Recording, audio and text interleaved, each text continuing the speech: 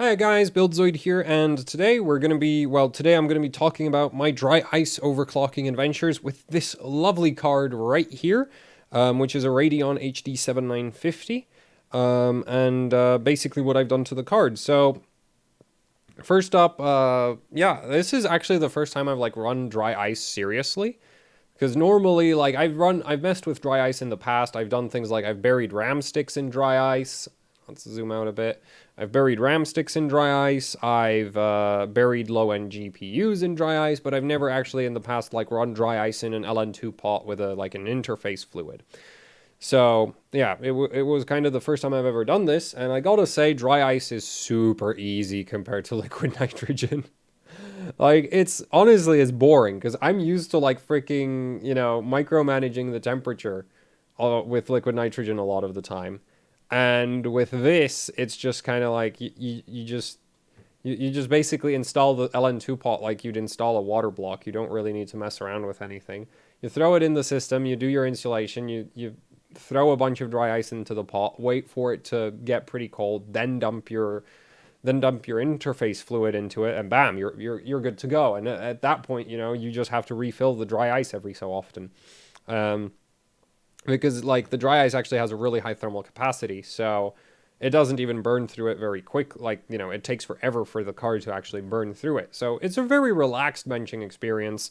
It's also kind of I didn't realize dry ice was so warm. Okay, so that's kind of that. Anyway, let's talk a bit more about the card. So this is an HD 7950 MSI single fan card. So normally it had the crap. Actually, if you saw my HD 7970 VaporX repair video recently, that heatsink that I have on that HD 7970 is originally off of this card. So that's what it came with. And the PCB here is basically designed to run without any actual proper VRM heatsinks or any real consideration for VRM cooling. So the PCB itself here is the actual heatsink, which is why we get things like this right here. That's heatsinking for the VDDCI VRM. And then over here, we have the same idea with these big blobs of solder. That's heatsinking for the VCore VRM. Then we also have the exposed copper, which runs along, all the way along the top edge right here, and then the little blobs right there, and then in between the capacitors there as well. There's a lot of exposed copper on this PCB because it's basically the PCB is supposed to be the heatsink for this card. So yeah, and especially this top edge for sub-zero cooling, I'm not a fan of that because that's a great big fat 12 volt trace. So that's 12 volts memory chips, 12 volts memory chips. If you get water, between that 12 volts and the memory chips, you can say bye-bye memory chips. So insulating this area is well, not on dry ice. Dry ice doesn't get cold enough to make this area a water hazard, but on liquid nitrogen, yeah, this entire area is just very concerning, because that was one great big exposed 12 volt pad right there, and that could go really, really badly.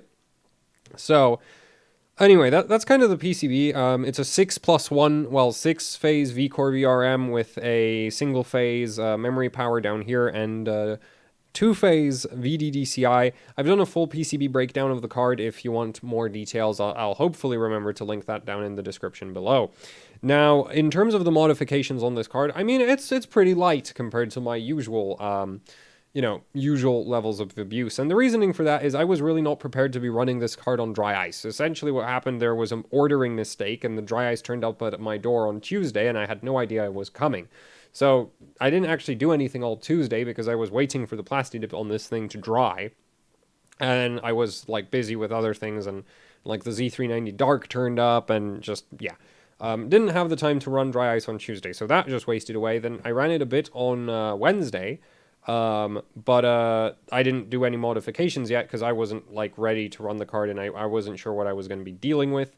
And then eventually, on Friday, I fully just went okay, you know what, I'll just mod the card and run a bit more seriously, because the Wednesday session went fine. I just was you know what, I'd really like to see where this card actually tops out.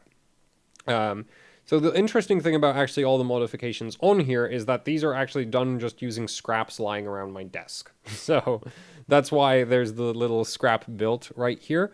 because yeah, it's literally built from scraps. Like this voltage measurement wire up is actually, I'm 99% certain it's off of a GTX 570 that I killed like several years ago.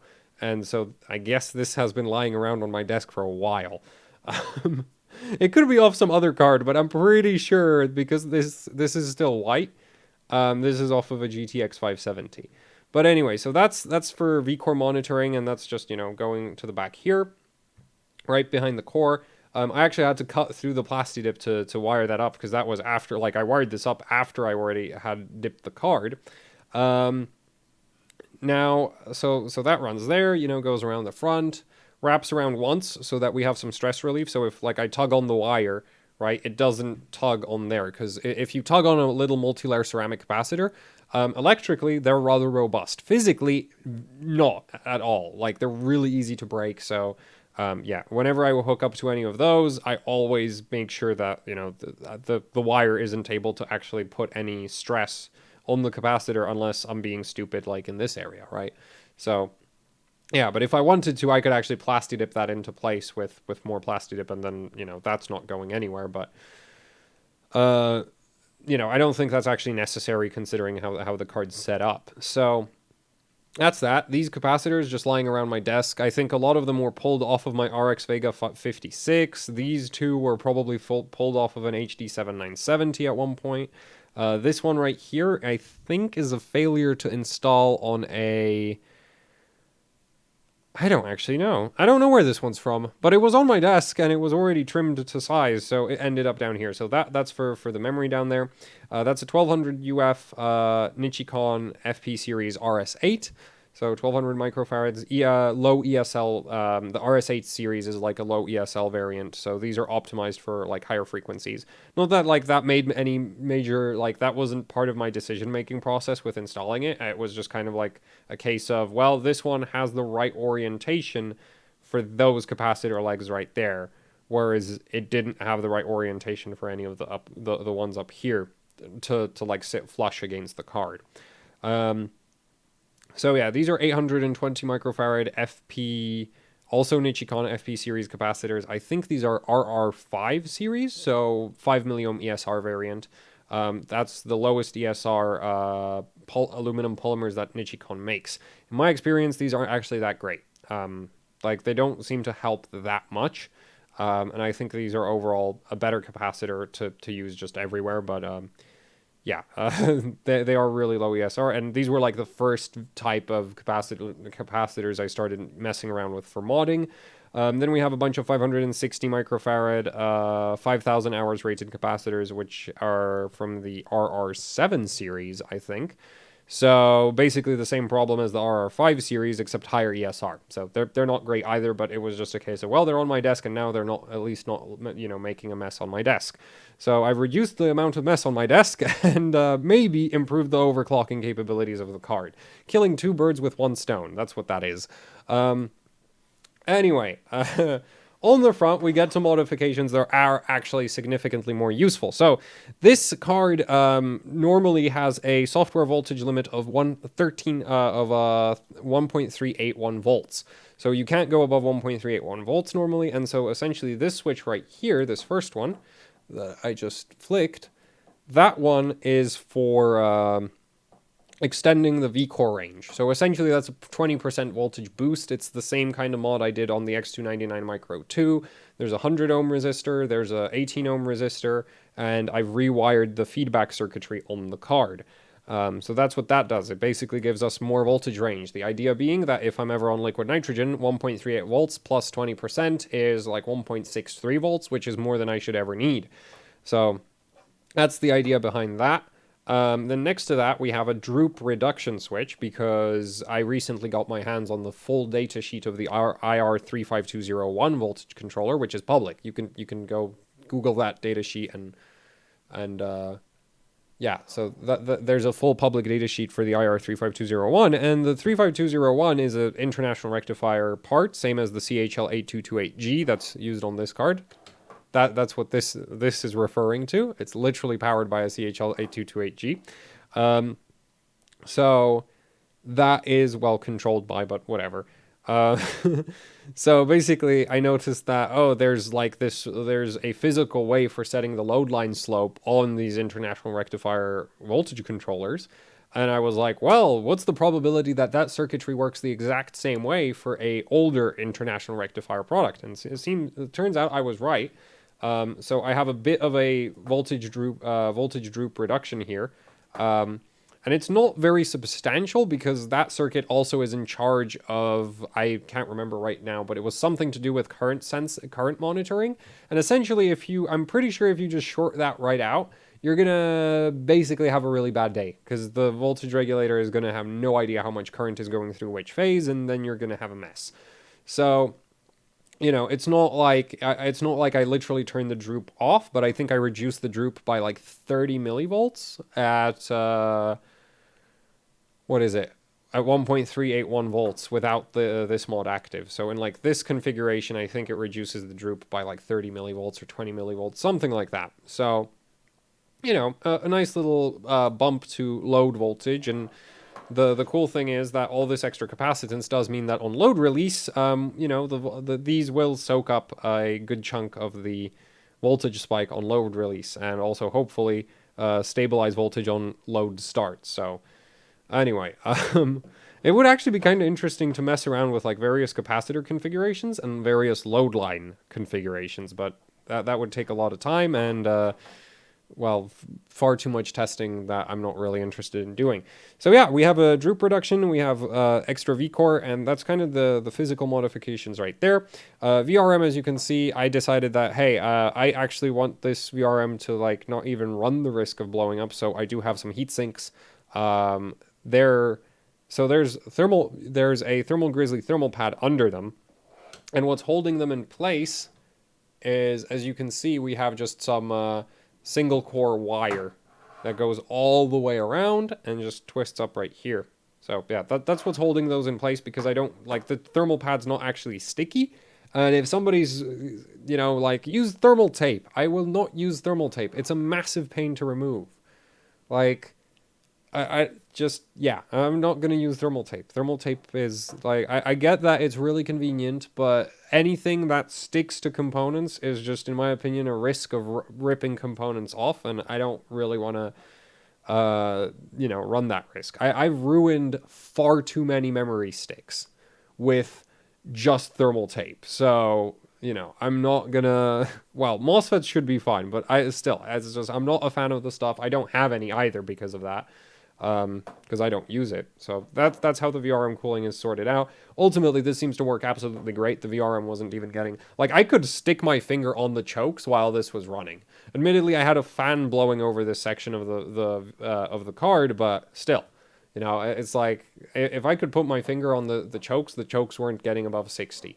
So yeah, VRM cooling completely sorted out. No problems right there.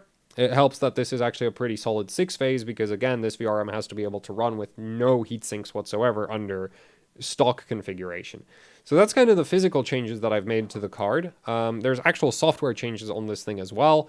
The BIOS on this is modified for overcurrent protection removal, because normally, again, this is a PCB that ultimately it's a pretty good PCB, but it's designed to run with no heatsink. So the BIOS that this normally comes with takes that into account, and there's an overcurrent protection which kicks in at, I think, around 1.3 volts. I don't remember, because basically I was testing the OCP by setting the voltage to 1.381 volts and seeing if the card would crash. So that was my OCP, so I don't know where the trip point actually is. I just know that's where it normally trips at, and I've removed that. I've removed that issue from the card. I think I'm gonna make the BIOS public. Well, I'm gonna totally share the BIOS. I just need to figure out where to upload it. So that if anybody else wants to run like a, you know, overcurrent protect, like if anybody else has this PCB of HD 7970, I mean 7950, you can try that BIOS for your overcurrent protection. And actually, you can probably run that BIOS on a lot of other 7950s that still use the CHL 8228G. The other cool thing is, in software, this card actually has voltage control for memory. You can set the memory voltage all the way up to 1.7 volts, so I didn't really bother to do anything to the memory voltage, you know, in terms of extra range, because I don't see a need to like theoretically you could pump it up to like 1.8 volts. This is SK Hynix memory, but you know, it's just like it feels really excessive on a 7950, so I don't want to bother with doing that. So with all of these modifications, what kind of settings did I ultimately run? Well, on the dry ice, I was running a peak core clock of well, voltage-wise, I was going up to like 1.45 volts idle and like 1.34 volts load, because again, like HD 7000 series cards have a ton of V-droop. Like the load line slope on these things is ridiculous. But anyway, here's the actual scores that I got with it. So that 1515 megahertz core clock is actually from 3D Mark Firestrike right here. And this is also where I ran my highest memory clock of 1925 megahertz. And let me just quickly take care of, where's the mouse at? There's the mouse. Put studio mode out so I can actually read what I'm looking at. So yeah, 1925 megahertz memory, because Firestrike is like the least memory intensive of the tests I ran.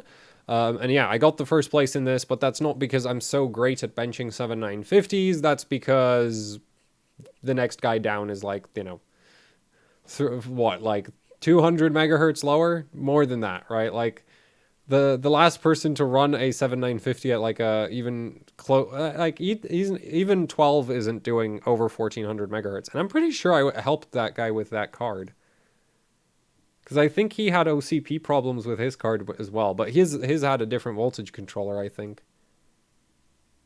And then I think he blew up the VRM on it. Not actually sure.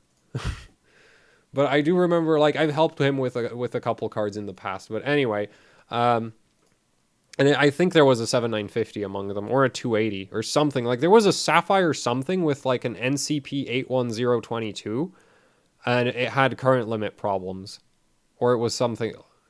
I might be mixing that up. Anyway, so, yeah... Like, the thing is just between the... Because the thing is, I'm also using the 7940X, so, like, my physics score is... I'm not really pushing the chip because it's not on liquid metal, it's just on thermal paste, but, you know, my physics score is ridiculous. My GPU score is, like, completely out of reach for everyone. Like, I don't think anybody gets even close. And if anybody gets close, it very likely was 12. And, yeah, he's at 12,000 points. So, actually, maybe there was a driver update that made a big difference, because that's the other... Oh, okay, yeah, the drivers also. AMD drivers are great, because if you bench a year... Like, if somebody benches on launch day and you bench, like, a year after that, you're going to get a higher score at, like, 100 megahertz down. You don't even need to do anything. It automatically makes you more efficient by just benching on more modern drivers. So, with AMD. So, that's, I guess, kind of annoying. Because it makes the scores kind of, you know, less valuable long term. But yeah, so I took the Firestrike down, took Firestrike Extreme as well, which is, yeah, this is Firestrike Extreme. Firestrike Extreme, heavier test, so couldn't run the memory as high and couldn't run the core as high. Still ran the same voltages. Actually, I think I reduced the voltage a bit because Firestrike Extreme was getting hotter, which is also why the frequency is down a bit. Like, only 5 megahertz, but still. So I took down Firestrike Extreme. And then I also took down Unigine Heaven. Could it load any slower? So, yeah, 3,690 points. I was kind of tempted to try do 700, but the problem with dry ice is really, really warm. And Unigine Heaven was, like, the longest benchmark I was running, so it's kind of interesting how, like... if you go for, like, peak intensity, right, Firestrike and Firestrike Extreme are harder than Heaven. The thing is, Heaven is super long. So, on dry ice, what you actually run into is not the Like the limit is not so much the benchmark load, it's the benchmark duration. At least it was for me, because essentially what would happen is like I could finish Firestrike without the card ever going below minus 59.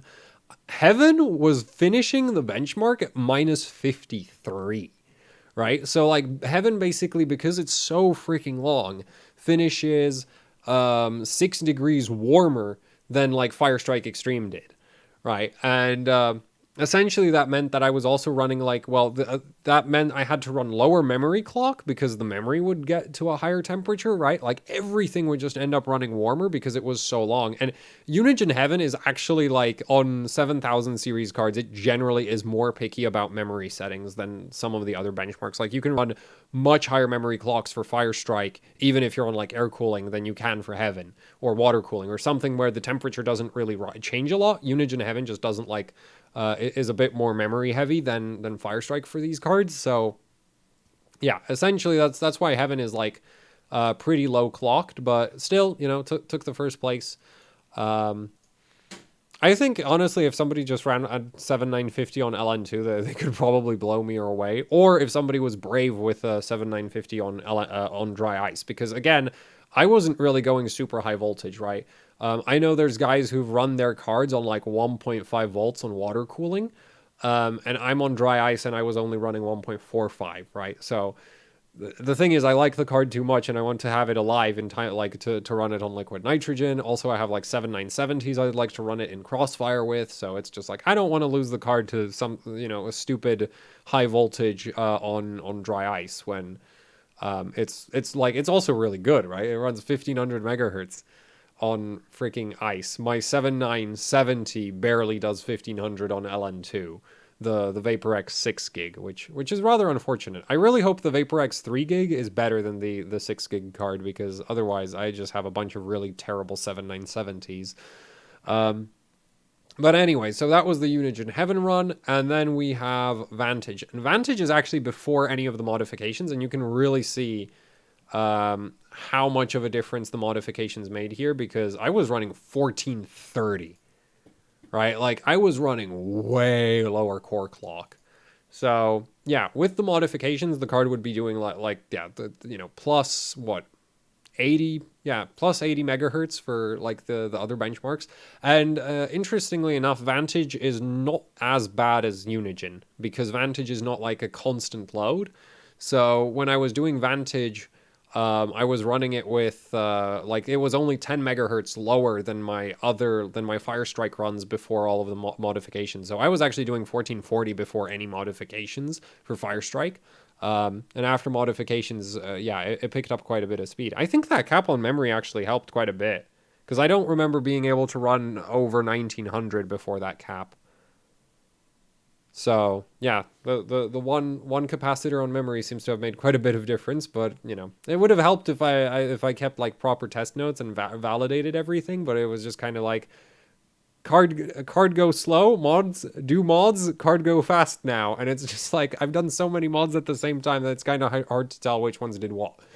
Admittedly, I can turn the most important, like the main, like the voltage ones off, but anyway. So that's how I ran the whole, so that's the scores I took down. So yeah, and Vantage, I didn't bother to redo Vantage because I was just kind of like, I kind of like Vantage, but at that point I was just like, well, I was happy with, ultimately I was happy with where the card was at, right? Like I just knew like, okay, card does 1515 Firestrike, and I could probably run a 1500 Vantage or a 1510 Vantage or something like that. Right? But I was like, well, there's no point doing that because I already have the record anyway, and I took down all the other benchmarks, and took down the other 3 benchmarks I care about, right? I don't actually care about a lot of the other stuff, because a lot of the other stuff is like for 3D Mark 03, you need to know like a whole bunch of stuff that I've straight out, like my 3D Mark 03 generally sucks, so I'm not even going to try that one. Plus, like freaking... Yeah, so you need like a 6 gigahertz CPU and card on water cooling. So yeah, I'm not bothering with that. I wanted to bench the GPU, not the CPU. So Anyway, yeah, so I took down the benchmarks I cared about, didn't bother with anything else, and that was kind of that. Now, in terms of what the actual system looked like, and some idiot closed the folder. There. In terms of what the system actually looked like, let's see. Preview. So that's the actual setup. So you can see that I was, as usual, running the X299 Dark, the Team Group Extreme Memory Sticks. And this is one thing I like.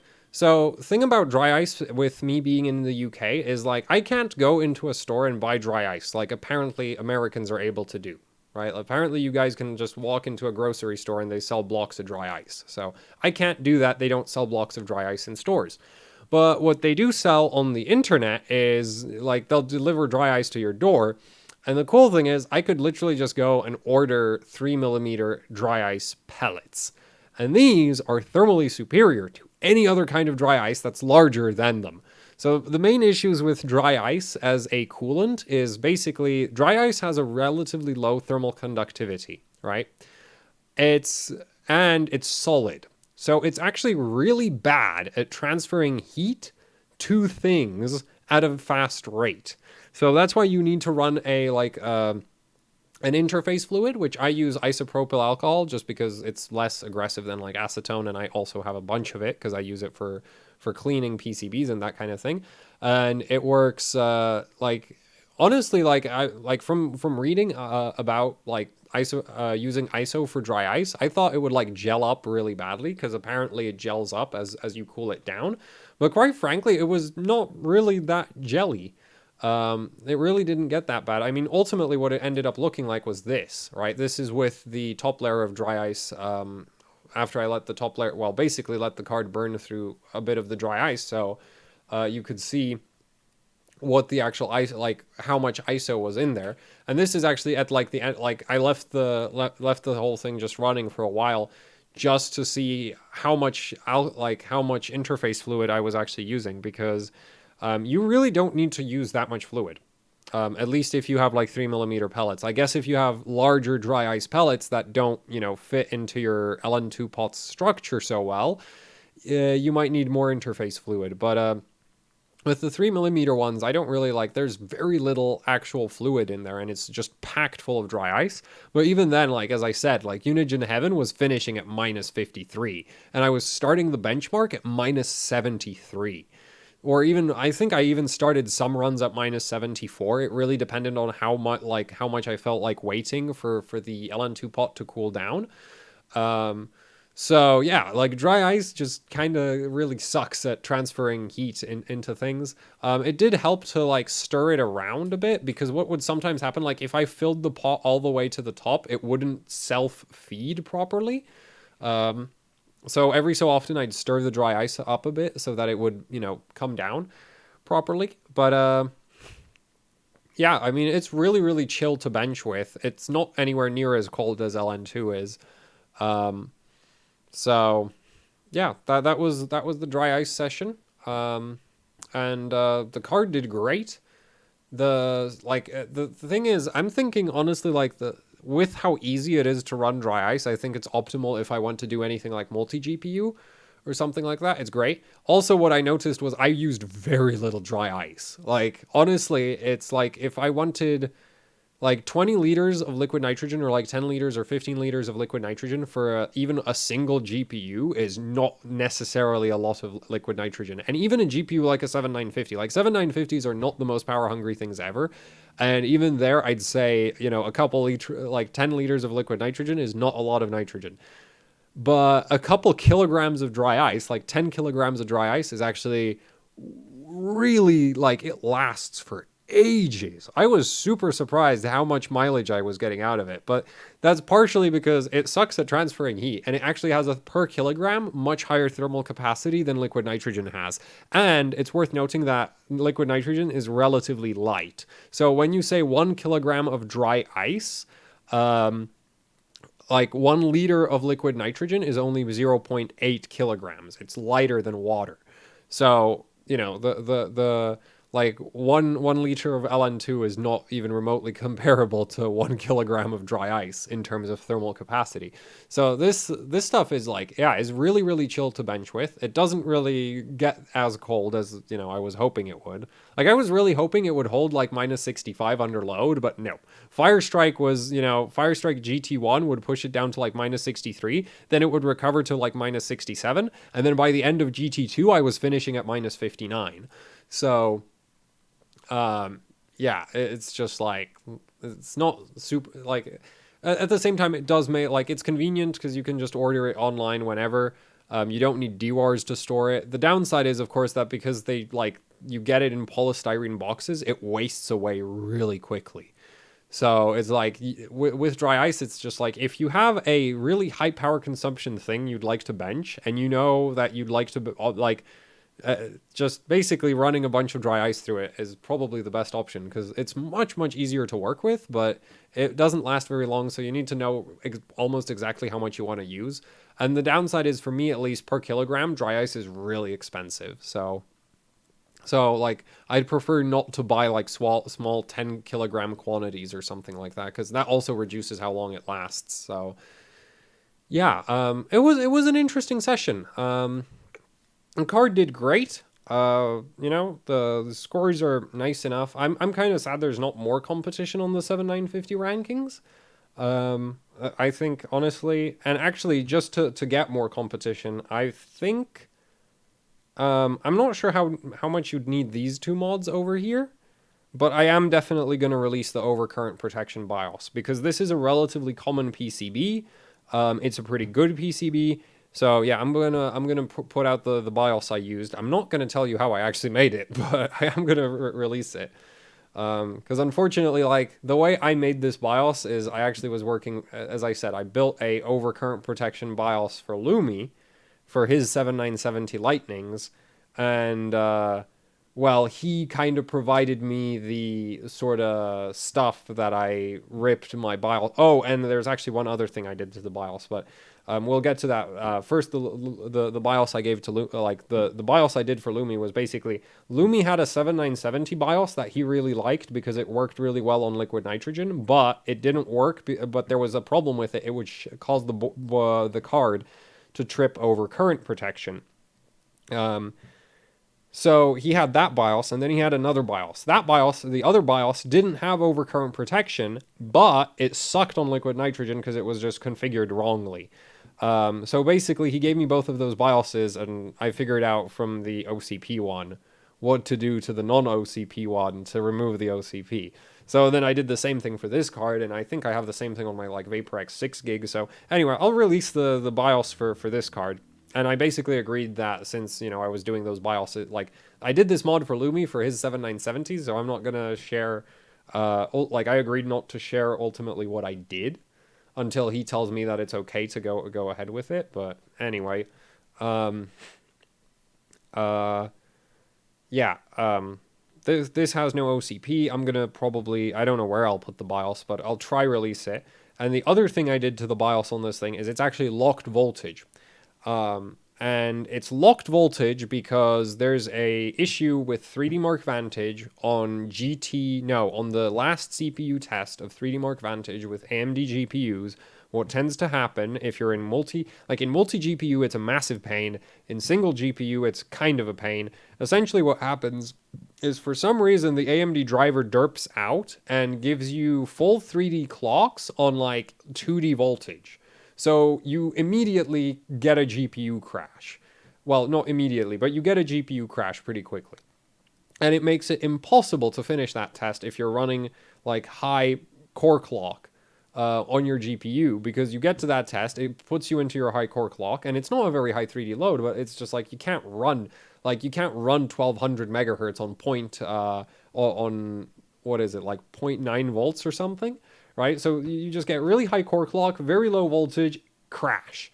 So this BIOS fixes that, because it's just locked at full 3D voltage 24/7. This card literally, like, it goes to idle normally, right? It goes down to 300 megahertz idle. All of that works as expected. It just always sits at 1.48 volt at full voltage. So when I was, like, setting the voltage in you know, when I'd have the mods active and I was, you know, setting up the card in Windows, I'd be idling on like 1.45 volts, right? And then once I hit the benchmark, because of droop, it would come down to 1.35 or 1.34 or whatever, depending on the benchmark load. So yeah, that's the it's the end of my adventures. Card did great. I can't wait to run it on something even colder than dry ice. The mods work as expected. I need to do the V-droop mod on my 7970 VaporX 6 gig. The BIOS works great, so I'm really pleased with that. So, yeah, and I don't know, like, hopefully this inspires somebody to do also, like, some 7950 benchmarking, because, these are cheap. Like, these are really cheap to pick up right now. You know, the main issue is obviously getting the LN2 pot. But, actually, the LN2 pot's like twice the price of the card, but... Anyway, these are fun to mess with, and you can run the LN2 pot on, like, a bunch of cards. Anyway, that's the end for the video. So, yeah, thanks for watching. Like, share, subscribe, leave any comments, questions, suggestions down in the comment section below. And, if you'd like to... Is that everything? Oh, yeah, and if you'd like to support what I do here with actually hardcore overclocking, there are t-shirts and socks on Teespring. There's a link to that down in the description below that you can buy, so, you know, that helps out. And then there's also the AHOC Patreon, and there is a Patreon's Discord, which, yeah, so if you want to, like, I don't know, like, yeah, so that's a bonus for the Patreons as well. There's a Discord for them. And they get some early access content sometimes, and sometimes some exclusive content when I feel like it's content too stupid to put on the main channel. But I mean, like, evidently these people don't mind that my content is what it is, so they can have more of it. Anyway, that's kind of that. So thanks for watching, and goodbye.